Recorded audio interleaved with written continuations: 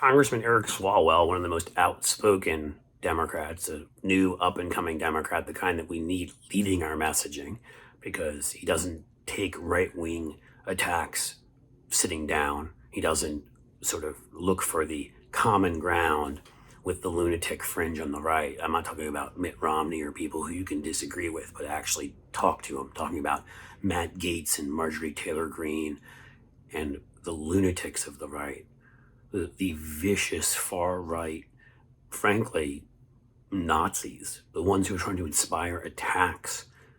And that's what Eric Swalwell talked about today. We have a First Amendment in this country, folks. I'm a writer. I've written a book. I've written columns and such. I'm sitting right here using my free speech. But when you get to the point when you're slandering people and you're inciting violence against them, where does it stop? Other countries enforce these rules. Try showing a Nazi symbol in Germany. See how quickly you get arrested. They enforce libel law in the United Kingdom and in Canada. In the United States, we let these people call themselves news. So Eric Swalwell sent out a thread explaining this, explaining how it works, and this is what they do. I'm going to read it to you. Fox News wants me and my staff physically harmed. Here's how they do it. This week, Jesse Waters and Tucker Carlson, the two little small dicks on Fox, lied and said I traveled to Paris and stayed at the Ritz with my staff. They showed pictures of two staff members who they claimed were on the trip. I haven't been to France since 2015. That's correct. He hasn't been there in 7 years. Fox News went to air on something they called news with a segment saying he was in Paris with his staff wasting taxpayer money. It was an out-and-out lie. Why is Fox News allowed to call itself news? Why don't we have standards for what's news in this country? Why do they not have to issue a retraction afterwards? Why don't we have truth in news requirements? We have truth in advertising requirements for corporations. Why is it that in politics people can say whatever they want, make up whatever lies and get away with it? We've understood that in certain places that truth and making sure people aren't harmed is more important than the right to just say anything. You can't threaten the president's life. You can't share child porn.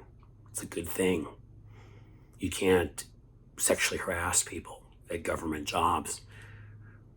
That's not protected speech, so let's go on here. The staffers whose pictures they showed in Paris did not travel to France. I zoomed into an event with Democrats living abroad. Our campaign covered the costs, but Tucker and Jesse don't care. No, they don't. They care about ratings and they don't care who they get killed along the way. And then the death threats flood in. Here's the final one. To protect me, family, staff against Fox News inspired death threats, we hire security. Then Fox News attacks us for spending money on security. So perfect, isn't it? Little Tucker and he doesn't have to spend his money on security. I know mommy left him and he's been a really angry man because of that ever since, but he's got that nice Swanson frozen food fortune to pay for his security, for his need for whatever security there is. I don't think anybody who's not a right-wing troll would want to get within 20 feet of that cockroach, but apparently he may need security, who knows. The Fox News attacks us for spending money on security measures and death threats pour in. Repeat, this is intended to bring harm to me and my staff or see me silenced. And actually, that's the key part, is they don't like Swalwell, and they don't like Gallego, and they don't like Katie Porter, and they don't like Stacey Abrams. They don't like this next generation that realizes what we're up against in the Democratic Party. Realizes what we're up against. The Democrats realize what we're up against in the Republican Party, that they're authoritarians, that many of them are aspiring fascists or are fascists, and they use their military wing, the threat of violence, as they've been doing with abortion clinics for 30 years now, by the way, using language to inspire the crazy people to show up and protest women going to exercise their rights, to intimidate them not to. And every once in a while, an abortion doctor gets shot, and there's nothing we can do about it.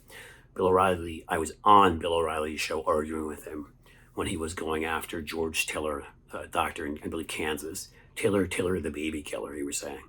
Not too long after that, Tiller was shot and killed by a lunatic. This is what they do. And this is again, a hallmark of fascism. They use threats, intimidation, bullying, and they lie about you.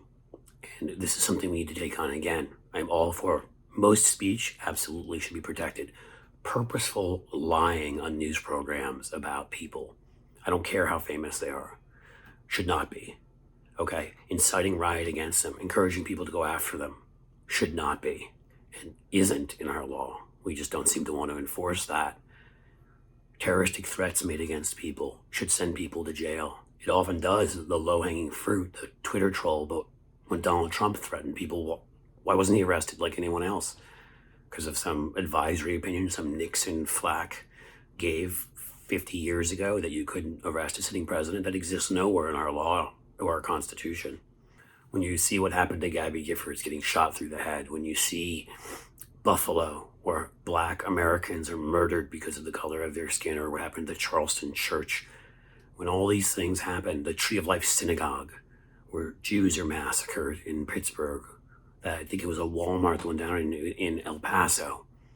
These attacks are inspired by what these guys say. I will finish just quite quickly with, in 2016, Ted Cruz got up on a stage, lied, and said he'd seen a video of quote-unquote baby parts, that Planned Parenthood was killing live babies. They're doing this again now, by the way, because they can't defend their position on abortion, so they're making things up.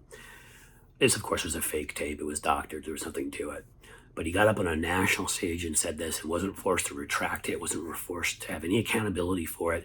And within, I think, 2 weeks, 3 weeks, a man who was mentally ill in Colorado walked into a Planned Parenthood in Colorado Springs with a gun, muttering about baby parts, and shot and killed a few people. This is not how a democracy is supposed to be. This is not how democratic politics are supposed to happen. And this is not how we're supposed to live our lives. And we need to speak out more about this, and I'm glad that Representative Eric Swalwell did.